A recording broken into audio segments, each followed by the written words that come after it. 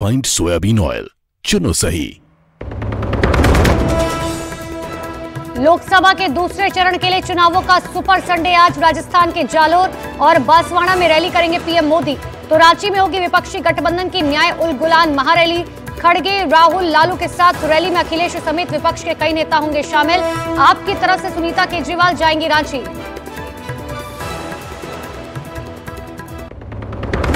महाराष्ट्र के नांदेड़ से पीएम मोदी का राहुल गांधी पर बड़ा वार। कहा, वायनाड में हार के संकट के बाद अब अमेठी की तरह वायनाड भी छोड़ेंगे कांग्रेस के शहजादे। अमेठी से भागना पड़ा, अमेठी छोड़ा, अब मान के चलिए वो वायनाड भी छोड़ेंगे।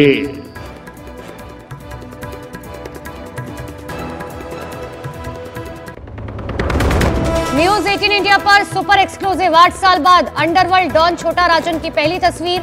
दाऊद इब्राहिम के सबसे बड़े दुश्मन छोटा राजन की सबसे नई तस्वीर न्यूज 18 इंडिया पर। लॉकडाउन के वक्त की हैं दोनों तस्वीरें। गुरुग्राम में दो गुटों के बीच खूनी झड़प, खुलेआम चली गोलियां, पत्थर और लाठी डंडे। आधा दर्जन से ज्यादा गाड़ियों में तोड़फोड़, दोनों गुटों के बीच चली तलवार। गाड़ी से कुचलने की भी हुई कोशिश।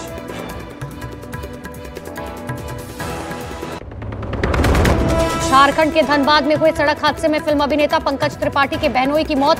बहन सरिता की हालत गंभीर। कोलकाता बीएन बिरला अस्पताल किया गया रेफर। पंकज त्रिपाठी भी कोलकाता पहुंचे। महाकोश, कच्ची घानी सरसों तेल और रिफाइंड सोयाबीन ऑयल, चुनो सही।